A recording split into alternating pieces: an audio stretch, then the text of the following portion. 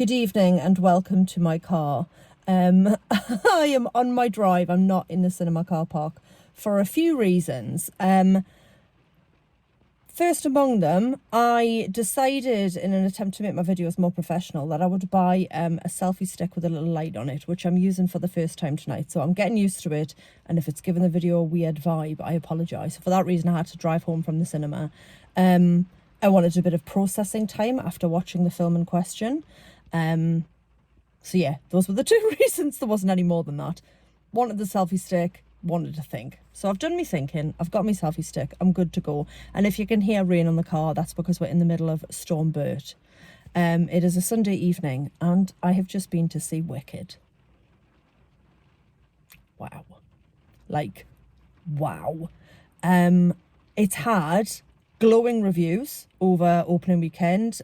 People have been very enthusiastic about it, fans and critics.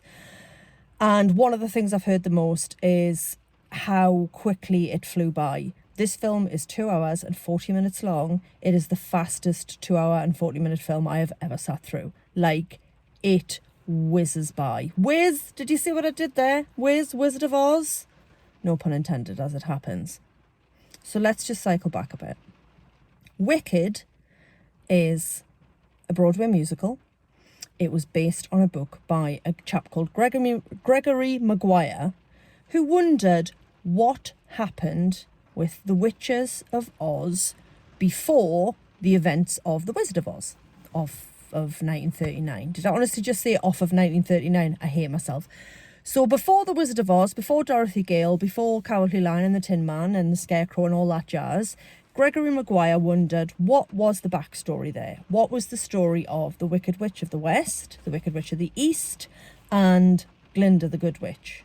So he wrote a book. I have not read the book. I've heard it's quite dark. And then at some point, Broadway writer Stephen Schwartz picked up this novel and turned it into an absolute belter of a Broadway musical. I can't tell you when it originally opened because I forgot to Google that factoid. But the original roles of Glinda and Elphaba, who's the Wicked Witch, were played by Kristen Chenoweth and Idina Menzel, respectively. So they have been synonymous with these roles throughout their careers. Obviously, Idina Menzel would go on to be known also as the voice of Elsa in Frozen. Kristen Chenoweth has gone on to have a varied career. But they are always going to be linked to these roles. And there was talk of a movie adaptation. It was announced, the casting was announced, the director was announced, and everybody had an opinion, because everybody always does. And now it's here, and it's out there in the world, and it's incredible. Like, they have absolutely knocked it out of the park. So in the director's chair is a chap called John M. Chu. He is famous for a film called Crazy Rich Asians. And he also made the film version of Lin-Manuel Miranda's first ever musical, In the Heights. Now, if you know me, you will know how much I love In the Heights. I absolutely adore it. I saw it 3 times at the cinema. I own it on Blu-ray and I have the soundtrack in my car. Like, I love In the Heights. And when they were looking for a director for Wicked, apparently a call was put into Lin-Manuel Miranda and they said, like, what's John like as a director? Lin obviously has a small part in the Heights. He was around it being made. And he was like, he's amazing. He's really collaborative. And whoever was the bigwigs in charge of making the Wicked movie said, that's what we wanted to hear. He got the gig. It is flawless in its direction. It has so much heart, so much flair, so much, just the scope of it is so big and it's so colourful and vibrant. And whereas, I mean, I've seen the show 3 times in the West End. I'm very lucky in that sense. I've seen 3 different versions of Wicked. I've seen 3 different Elphaba and Glindas. And the musical's incredible, but what you can do on screen when you've got that massive canvas and money and special effects at your disposal, you can create this world of Oz that we've all visited repeatedly since childhood. Obviously, like I said, the original Wizard of Oz was 1939. Was it 1939, 1938? I'm doubting myself now, but it was, you know, a while ago. And as a kid, you watch The Wizard of Oz and you're longing for that moment where it turns from black and white to Technicolor. And then this world was so vibrant. And now we get to go back there and we get to see it in all of its glory, and it's so much more glorious than The Wizard of Oz because it's 2024 and we've got I didn't make it, the tools that are available are obviously so much more advanced. That said, John Chu did a lot of stuff as practically as possible, set buildings and building as much of Oz as he could. So if you don't know the story, as I said, it is the prequel to The Wizard of Oz. You have got Elphaba, who was born green. Nobody really knows why, but she is born and she is completely green. She is rejected by her father and raised by a nanny who just happens to be a bear. And a few years later, she gets a sister, Nessa Rose. Nessa Rose is in a wheelchair. And when the film starts, Nessa Rose is about to start university. The university is called Old Shiz, and Elphaba ends up going with her. It's not her intention, but along she goes. And there she meets Glinda, originally called Galinda, played by Ariana Grande. The role of Elphaba is played by Cynthia Erivo. I don't think I've ever seen more perfect casting. Outside of Idina Menzel and Kristen Chenoweth, who played the roles originally, these two are flawless. And if you've heard Defying Gravity as many times as I have, you can't imagine anybody else singing it until you hear Cynthia Erivo do it.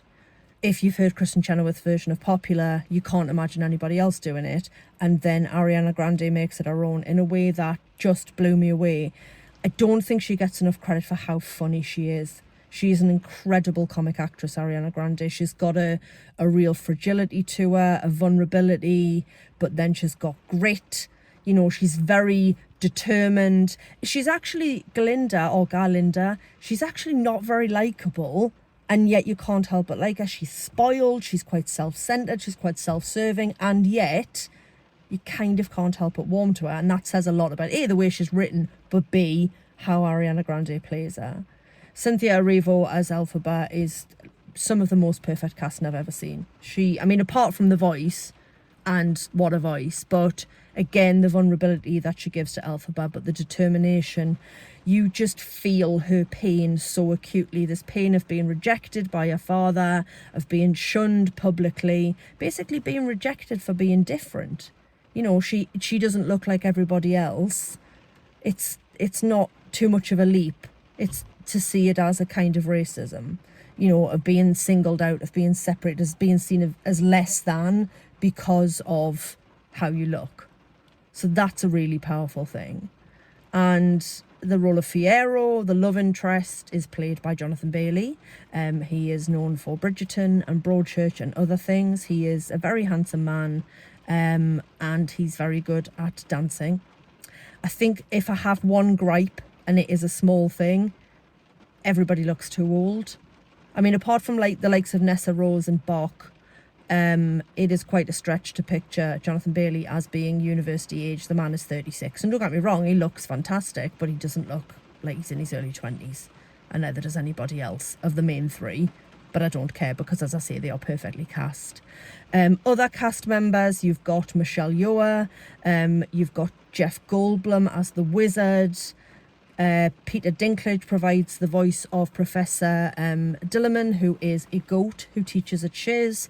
There's a strong storyline about animals being kept down and silenced because animals talk in this world, but slowly that's being phased out. There's so much going on. But if you've never seen Wicked and you don't know the songs, you could walk into this, sit down and be absolutely blown away. If you know the show and you know the songs, whether you've seen it on stage or you've just heard the soundtrack and watched clips on YouTube, you will absolutely love it. It is absolutely phenomenal. I cannot praise it enough. I will watch it again. As I say, it was the fastest 2 hours and 40 minutes I've ever had in a cinema. Everybody in it is at the top of their game. It's visually stunning. It's an absolute treat. And I love that I sat tonight in a packed cinema. I haven't sat in a packed cinema for a really long time. Don't get me wrong, there's a few packets rustling and, some checking of phones that made me furious. But this is going to bring everybody to the cinema, and that will always make my heart happy. It's perfect. Go and see it. I cannot wait for part 2, and I'm livid that I have to wait 12 months. Thanks for watching. Katie out.